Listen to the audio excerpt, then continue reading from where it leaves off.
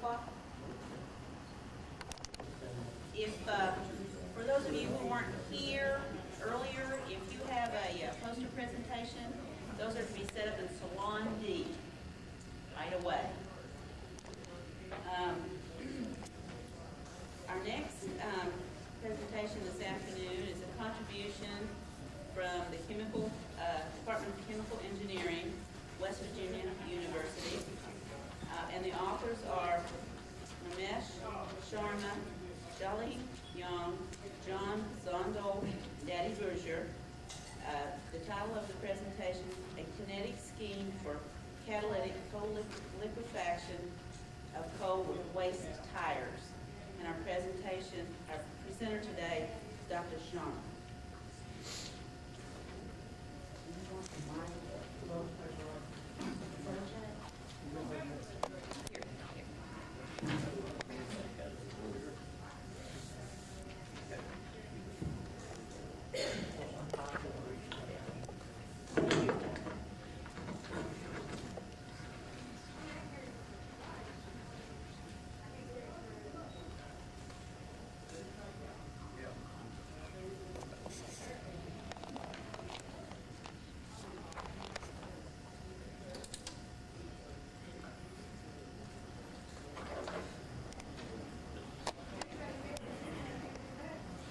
Before I start, I want to acknowledge the financial support of U.S. Department of Energy, which made this work possible.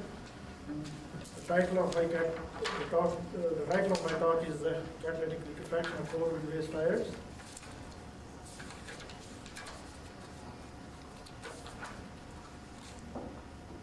This is an outline of my talk.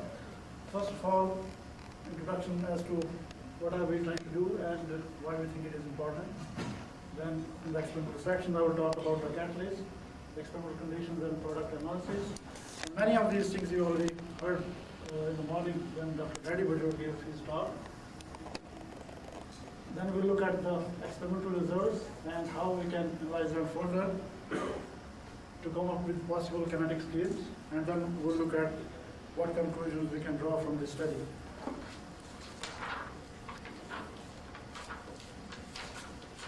Let's start by first looking at the chemistry of coal liquefaction. This figure, which is taken from literature, I thought might help nicely explain what we are trying to do. Basically, when coal is liquefied, it produces thermal fragments of free radicals, and when these free radicals are stabilized, we get the desired products. For example, from our point of view, this could be asphaltene, or this could be the oil. But these free radicals are very reactive, and if they are not stabilized quickly enough, they react with one another to form heavy char or coal. These retrogressive reactions limit the conversion of the coal under particular conditions. The conventional way to increase conversions and stabilize these radicals is to use hydrogen donor solvent. The solvent donates hydrogen, and the radicals are kept when you get the increased conversion. But these hydrogen donor solvents are expensive, and this could be important when, especially if the process is to be carried out on large scale. In our work, we are following a two-part approach. First, we are looking at suitable catalysts, and the job of catalyst, or the type of catalyst we are looking at, is that the catalyst which can enable us to use gaseous hydrogen for stabilizing these radicals. And we want to do that without using any solvents, which I mentioned before. The requirements for the catalyst are that it should not only be active, but it should be disposable and inexpensive or throwaway catalyst. So there are no costs associated with the recovery of the catalyst from the unreacted products or unreacted residue. And it should be environmentally suitable also for its easy disposal. Much of the research in coal liquefaction is being done with iron-based catalysts because they easily fulfill these two requirements, and they are also reasonably active. But still, their activity needs to be improved further. In our group, we are particularly looking at sulfide form of iron, that's ferric sulfide-based catalysts, and I will talk a little bit about them later. The second part of our approach is to use waste tire as a liquefying agent. We all know that waste tires are cheap and they are available in large supply. They are mostly disposed of in landfills, which is expensive.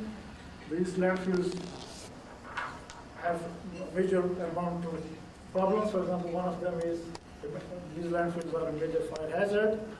And also, not only that, the space in the landfill is lost permanently almost because these tires do not go on any significant biodegradation with time. Not that we are only looking at the waste minimization problem, but we also think that the waste tires may have some catalytic or chemical capping properties which can make them desirable liquefaction solvents. If you look at the composition of the waste tire, we find that it's mostly made up of various rubbers, aromatic oil, and carbon black. About 2/3 of tire is organic and about 1/3 is carbon black. And both these are very useful chemical groups, and in our approach, we want to make use of both these groups.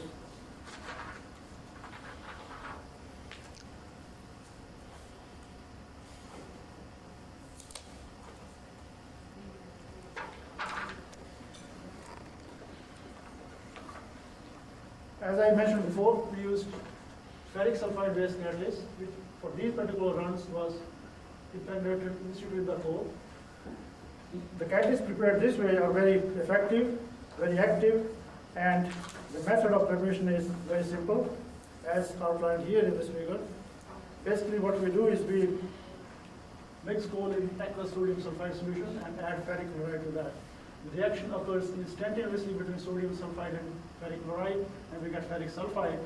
Ferric sulfide is unstable and it disproportionates to pyrrhotite and pyrite, and there should be sulfur here actually. And the relative amount of these pyrrhotite and pyrite depends on temperature, time, history of the catalyst. In our catalyst, in our samples, the ratio was mostly around 1. And in all the runs which I'm going to show, we can make constant catalyst loading about 1.7%, which corresponds to less than 100% metal based on dry ash-free coal. The runs were made in a batch tubing bomb reactor using typically 3 grams of coal tire feed. Basically what we did is we varied temperature and tire to coal ratios, but kept the hydrogen pressure and reaction time constant. At this point I might like to mention that before we did this work, we did some statistical design of the experiments where we varied this hydrogen pressure, reaction time, and temperature, and we sort of optimized the condition. We sort of came up with optimal conditions. So based on that study, we sort of chose this pressure and time. But in this study, we also varied temperature. And I'm not going to talk much about this product analysis because this is almost similar to what Dr. Gaddy was talking about morning. We are calculating conversion based on THF soluble material and salting, PS salting, which are THF soluble, hexagon soluble, and we are measuring gas by gas chromatography, and the amount of oil is by difference. In our work, we use 3 coals of different rank. 2 of them are bituminous coals, and 1 is subbituminous coal. Grand Canyon is the bituminous A-type coal, Illinois 6 is the bituminous C-type coal, and we also use Y-type coal. Here is an analysis of these coals, and basically the only difference between these analyses is in their sulfur and oxygen contents. Illinois 6 coal has the highest amount of sulfur of about 6%, whereas Y-type coal has a very high oxygen content for about 17%. At the bottom, we see analysis of waste tire which we used. We got this tire sample from University of Utah, and it basically represents a mixture of waste tires ground to -30 mesh size, and we see that it contains about 71% volatile matter, which is essentially the organic portion of the tire. It contains also 29% fixed carbon, which is the carbon black I showed before. It also has substantially high, significant amount of hydrogen.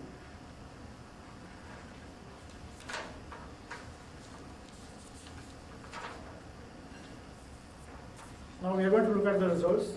And in the results which I'm going to show, I'll talk first about the effect of using catalyst, the effect of using waste tire on the products, and how the results are different for different coals. Once we have looked at the results, what sort of significant reaction steps we can define, and how we can calculate the kinetic constants, and how the model will compare with experiments.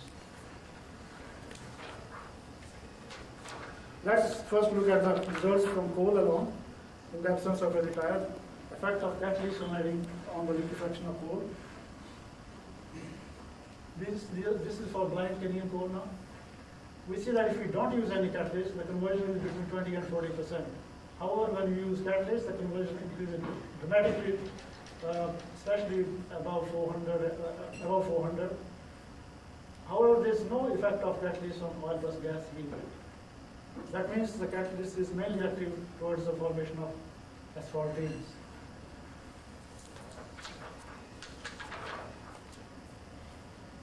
Results for NO6 coal, essentially the same story, except here we see that conversion decreases at high temperature. This tells us that for this particular coal, there are very strong retrogassing reactions at high temperatures. Also, although the conversion decreases, the yield of oil plus gas keeps increasing due to their formation from the conversion of asphaltene to oil plus gas. At low temperature, if you look at the data closely, we see that the yield of oil plus gas is almost zero. That means asphaltene are the primary products of liquefaction.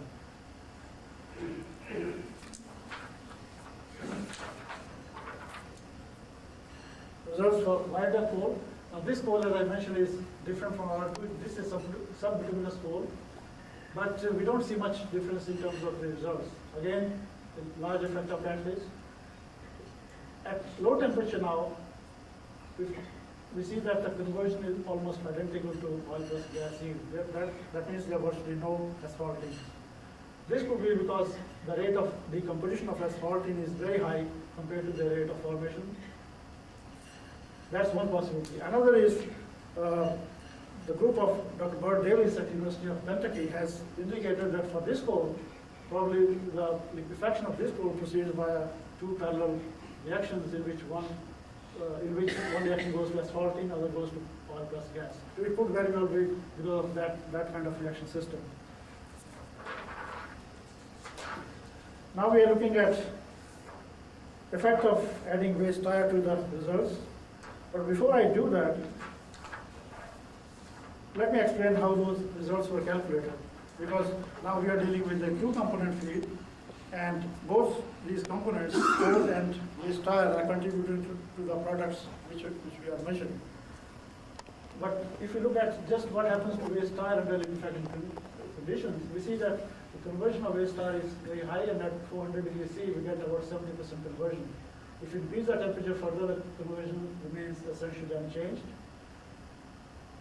Now this conversion here also corresponds to the amount of volatile matter or the organic matter in the tire. That means at high temperatures, all the organic matter of tire is converted. And the only product which we see are the oil and gas. There are virtually no asphaltenes. So this tells us that the conversion of waste tire is comparatively straightforward, and results can be calculated now on two different bases. One is on coal plus tire basis, overall basis. One is on coal alone basis. To calculate results on coal alone basis, what we do is we subtract the contribution of the tire from the overall results. So what we are left with is the contribution of coal to the product distribution. So all my results would be based on coal alone basis now. Because this results calculated this way will provide a direct comparison with those I already showed with coals. Here's the data for blind Kenyan coal at two different temperatures. If you look at this figure first, it shows conversion and oil plus gas yield as a function of tire to coal ratio. The zero ratio means no tire, that means coal alone run, just run with pure coal. We see that when we add tire, the conversion of coal increases. That means there is some sort of synergistic effect of tire on coal conversion. However, the synergistic effect decreases with increase in tire to coal ratios. If you look at the oil plus gas yield, we see that the addition of tire does not significantly affect the oil plus gas yield. That means the addition of tire is mainly contributing towards the formation of asphaltene.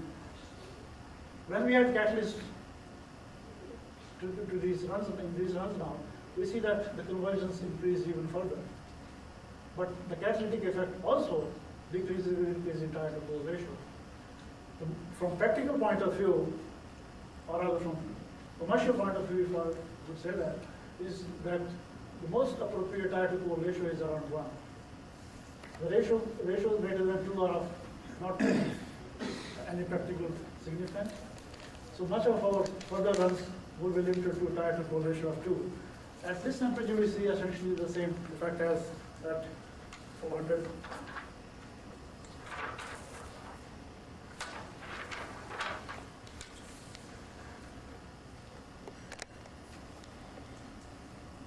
These are the results for Illinois 6 coal, again at 2 different temperatures, 400 and 450 degrees C. At this temperature, again, the behavior is very much similar to the Grand Canyon coal. But at this temperature, we see that now the conversion does not decrease at high tire to coal ratios as at lower temperature. At high temperature, we don't see a decrease in conversion at high tire to coal ratios. Now, if you recall that for this coal, for Illinois 6 coal, the rate of gaseous reactions were very strong at this temperature. So maybe additional of tire is helpful in minimizing the rates of retrogressive reactions.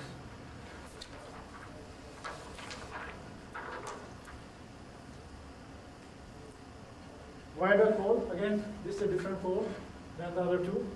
And at both the temperatures, we see that for this coal, there's not much effect of adding waste tire. There's not much synergism. But we still see a large catalytic effect.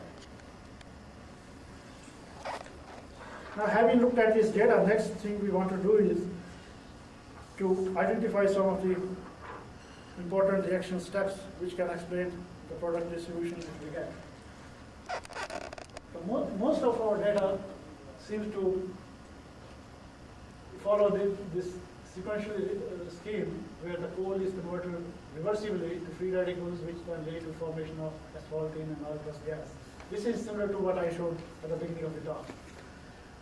The major effect of catalyst is on this reaction here, because what we saw was that the catalyst increased the yield of asphaltene. In the case of tire liquefaction, it was straightforward. We got only one product, or one group of product, that's oil plus gas. However, in the coal plus tire runs, we saw that there was synergism into tire, so that would be because coal radicals are reacting with tire radicals to give asphaltene. Again, asphaltene was the only product which increased with the addition of tire. Now, this is a fairly general reactions system which explains the data for all the 3 coals which we used. For some coals, at least for 2 coals, Grand Canyon coal and wider coal, we can even simplify further, because in that case, the rate of reversible reaction was very small. So in fact, the forward reaction rate is very high, and we can eliminate some of the steps now, and we get a simplified reaction scale. And for wider coal, again a similar type of simplification. However, in this case, we also saw that the effect of adding waste tire on the product was very small. There was no synergism due to tire, so maybe the values of these rate constants, Ks and Ksc, are tending towards 0. So far, we have completed the analysis for Grand Canyon coal, so I'm going to focus a little bit more on this coal. Next step we want to do is to calculate these rate constant values. We used a second order model to describe the conversion of coal, the conversion of asphaltenes, and the conversion of tire, which is now shown in this figure. The model was second order overall for coal plus tire reactions, but it was first order in coal, first order in tire, and second order overall. And what we did is that in order to calculate parameters, we minimized a function which contained the conversions of coal, asphaltene, and tire.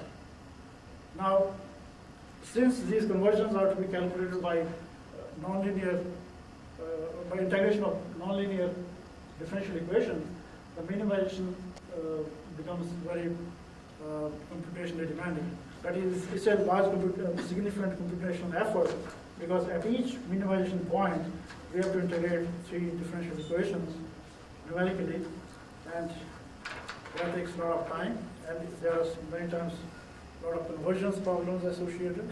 But I'm not going into details of all those calculations. What I'm going to show are the final values of the rate constants which we calculated for this code.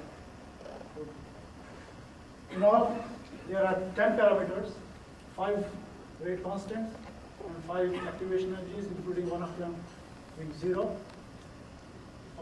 All the other 9 parameters are significantly positive within their 95% confidence limits, which indicate that their effect on the rate data is significant. And if you want to look at the comparison, how the model compares with the calculated values, with experimental values, we can see in this figure, what we are doing is we are comparing experimental versus calculated values for conversion and oil plus gas in both thermal and catalytic runs. These data points, as you know, were obtained at different temperatures, different tire to coal ratios, and in the absence of catalysts and with catalysts. So they represent a fairly wide range of process conditions.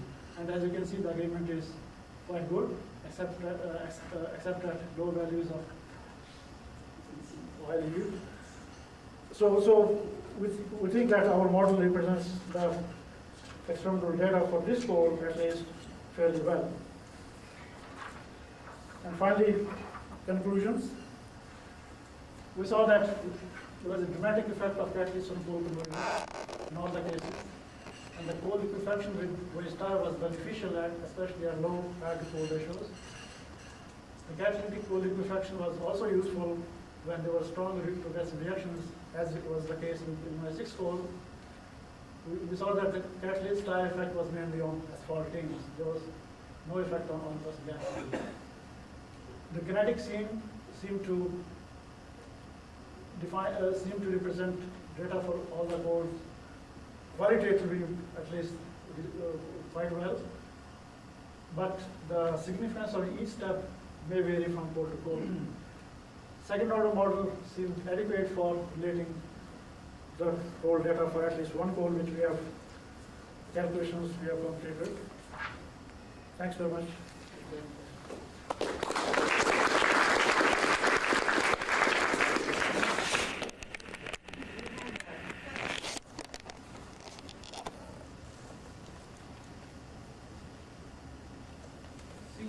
Seems like your ratio of tire is in the opposite direction, because I think the idea here is to use waste tire. Is there any thoughts on what to do to try and increase the content of the waste tire that can be used? You mean the ratios were too low, that's what you mean? Well, no, I think you want this to be as high as possible to use as much waste tire as possible. Oh, not at all. I mean, as I mentioned, the most appropriate ratio seems to be either 1 or less than 1. Because, you know, there's large quantity of coal available, whereas the amounts of tire per year basis, recycled tires are not that many. So from coal and tire balance point of view, the tire to coal ratio should hardly be greater than 1. Does the particle size of are these for like ground up tire? Yes, it is. Is the particle size playing any role? Well, all these runs were done with just one particle size. And what we have done, apart from these results, is that even if you use larger size particles for the tire, the results don't make any difference. But simply at high temperature, simply liquefies to oil. The other questions? Okay, let's thank our speaker.